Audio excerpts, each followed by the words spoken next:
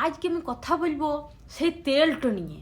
সেই যে তেলটাতে চুলগুলো একদম সে হাঁটু পার করে দিচ্ছে, ওইরকম লম্বা হয়ে গিয়েছে।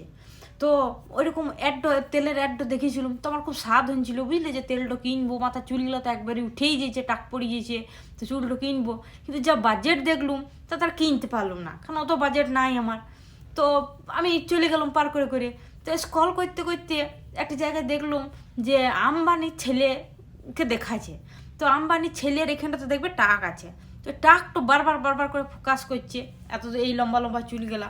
তো আমার মাথায় তখন একটি মানে বুদ্ধিটাকে আমি খাটালাম, যে আম্বানির তো এত কোটিপতি, ওর তো টাকার অভাব নাই, কোনো কিছুর অভাব নাই, তো তাহলে আম্বানির ছেলে কেন ওই তেলটা কেন কিনে লাগাই, ও চুলটা কেন গজাচ্ছে না? হ্যাঁ, এইটা ভাববার বিষয় হচ্ছে। ঠিক আছে, তো আমি মাথায় বুদ্ধিটা লাগালাম যে নিশ্চয়ই কোনো ব্যাপার আছে। তার মানে এই তেলগুলোর কোনো ব্যাপার আছে, ও কেন কিনছে না, ও তো কিনতে পারে, বুঝলে? তো আমার মাথায় কেমন বুদ্ধি দেখলাম, এগুলো সব বিক্রি বাট্টার জন্য করছে। এইসব তেল মেল মেখে চুল মুল গজাবেন না, চুল আরো উঠে টাকলা হয়ে যাবে।